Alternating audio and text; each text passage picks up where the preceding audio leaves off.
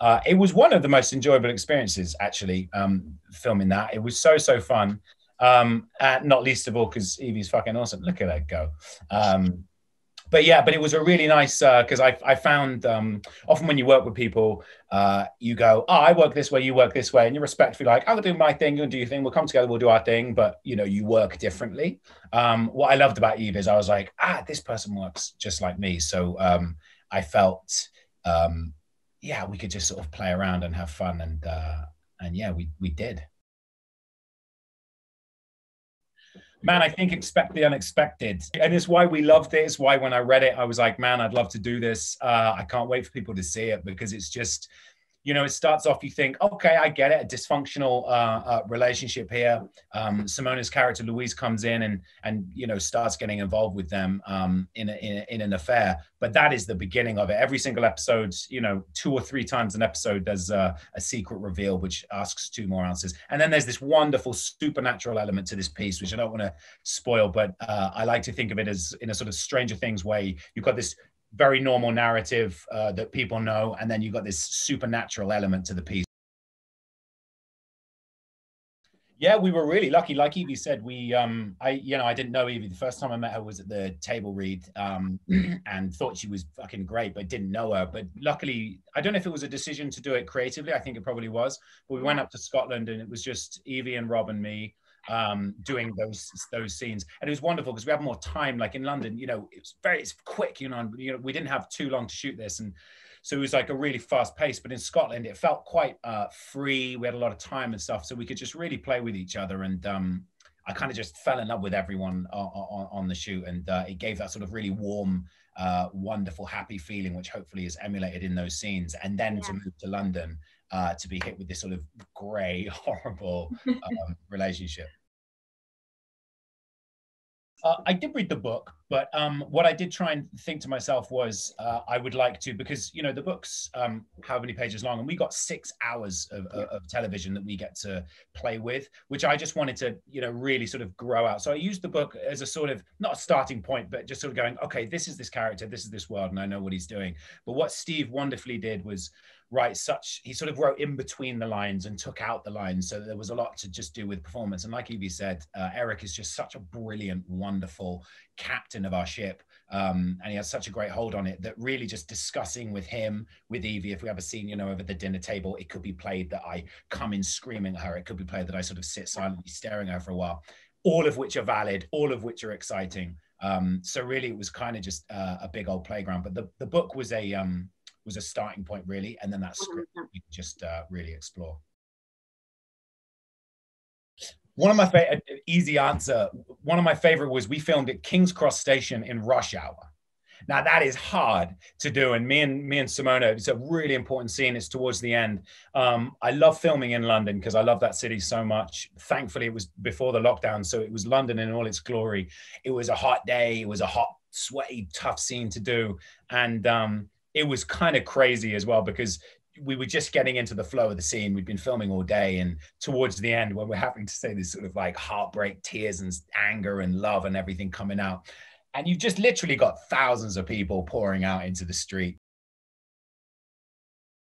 I think very much a victim of the circumstances. It's interesting because when I first read the first 2 episodes, when I was reading for the role, they didn't give me any more. So really, he doesn't come off in a very good light. He's basically a cheater and a sort of sociopathic control freak over his wife.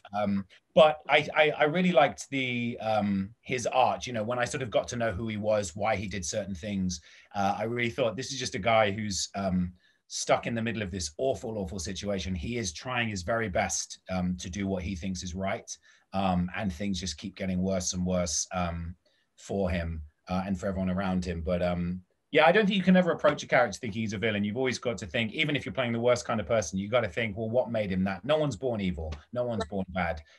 It's all perspective and them reacting to the world that they're born into. Oh, listen, there's like, he shouldn't have done most of the things that he does.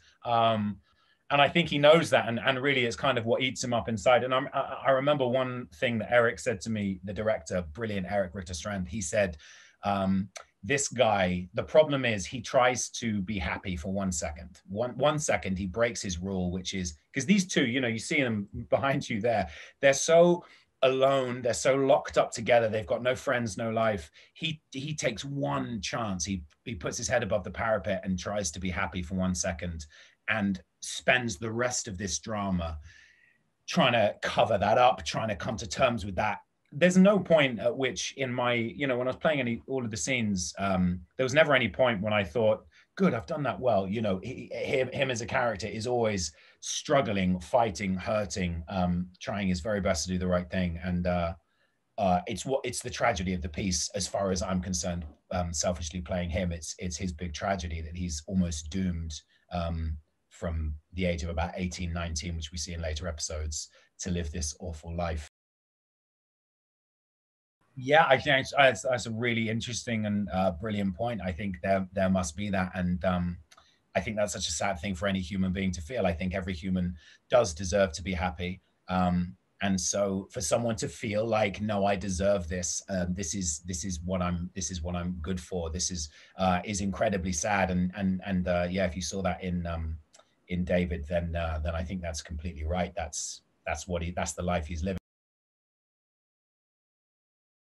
Yeah, and I mean, later on, without ruining anything, you know, he starts to have those conversations with Adele, you know, along the lines of, "Are you happy? You can't be." It's when they start to really communicate. I mean, what's brilliant in what Steve did, the screenwriter, what he did was write these characters that don't actually talk to each other, really. You know, you think they've got dialogue, and you know, they sit and talk. None of them are actually saying what they think, what they feel. Even with Louisa, played brilliantly by Simona. Even with her, he's presenting a side of himself that he wants to be, but that's not all he is. He hasn't confronted his demons. He hasn't been honest with himself.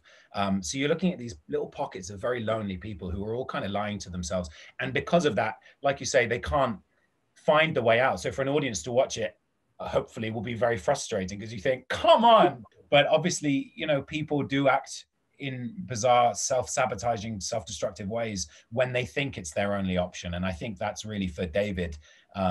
He's really a kind of puppet to Evie's character, Adele, and to some extent, Louise, Simona's character, because he's kind of trying to please them, and never really does he go, I want this, I'm doing this. He's which is what he really should do. He should be honest. Come on, there's loads. Evie, a surprising thing about Evie is you wouldn't think it's, look, she sleeps, man. Like she is like a hibernating bear, and she'd sleep, and also she'd managed to do it so quick. So like quite often you've only got like 40 minutes for lunch. You're like, guys, quick, get down, get your food in you. If you're lucky, look over the scene you're about to do or whatever. And I used to like finish lunch and be having a cigarette on my, and I'm like, Evie, and I knock on her door, and she would just be like blackout cold, like completely asleep. It's quite impressive, that speed.